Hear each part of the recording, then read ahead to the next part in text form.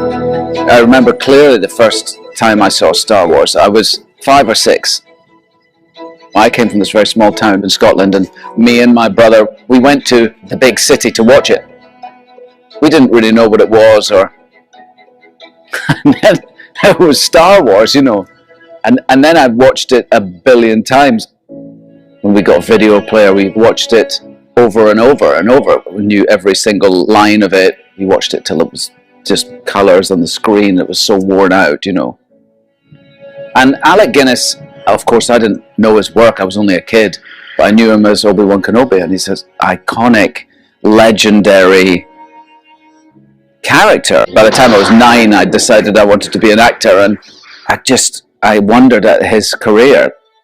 And then when I got cast as Obi-Wan Kenobi, I tried to watch as many films as I could of him as a young man, to try and imagine him as a younger person.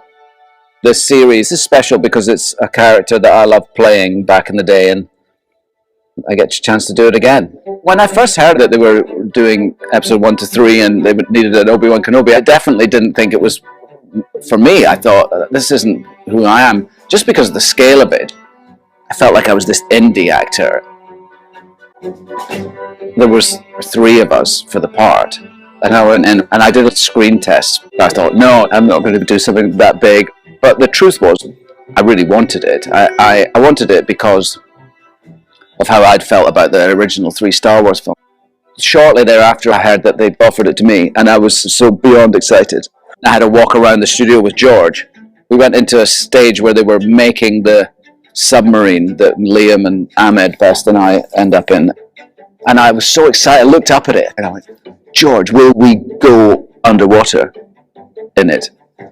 He just looked at me and went, what? And I said, will we submerge in it? I was so excited that we might. And he said, it's none of it real, you know. And a little part of me went, huh.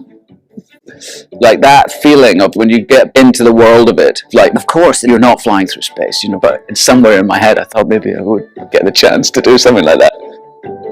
And then later on we went into the props making department, and the props master brought this wooden box out and opened it up, and there was lightsabers in there, and I got to choose my one, you know. And that was a real moment where I realized what was going on, you know, that this was an important moment to pick Obi-Wan's lightsaber. I don't think I'd imagined the scale of it.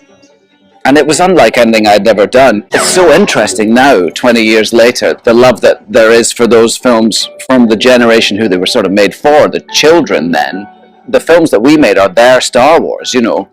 And that's lovely. It's nice that feeling coincides with making the series. We shot episode 3 in 2003. And we started shooting this one in 2020, so that's a long time not to play somebody, if you like.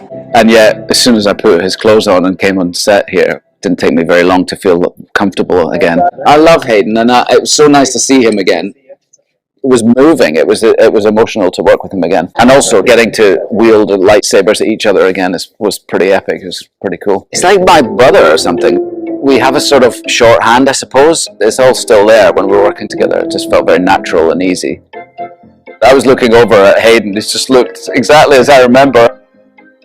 I'm standing there with dots in my face. There's the de-aging people in the background going, what are we going to do? When I find out that Anakin's alive and that he is Vader, his mission of getting Leia back to Alderaan becomes all the more important, because we're in great danger now. I came on set to do this scene in this mining village set. There was just like loads of people standing around. Like, of course there's a big crew and everything, but it was odd. There was a lot of people just standing. But then I realized why. Vader walks out at the end of the street. It was like gobsmacking. Everyone's there to see Vader. I go, oh, that's what it is. I'd done some rehearsal with Vader in his costume, but I'd never rehearsed with him with the helmet on. They were setting up for our first lightsaber battle.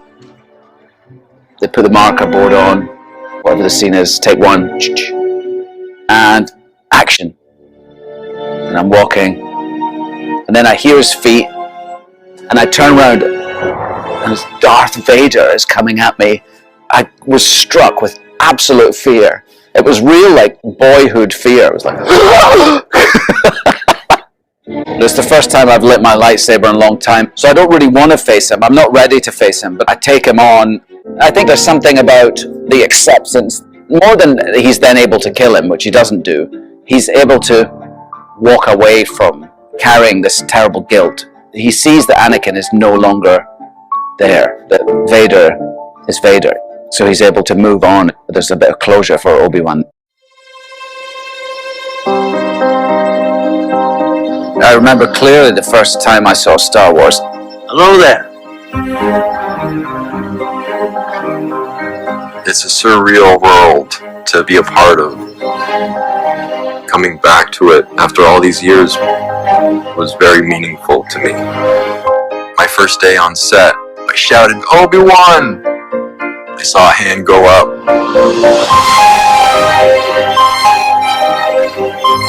I feel hugely fortunate to be able to do this, but also a big responsibility to try to do it right.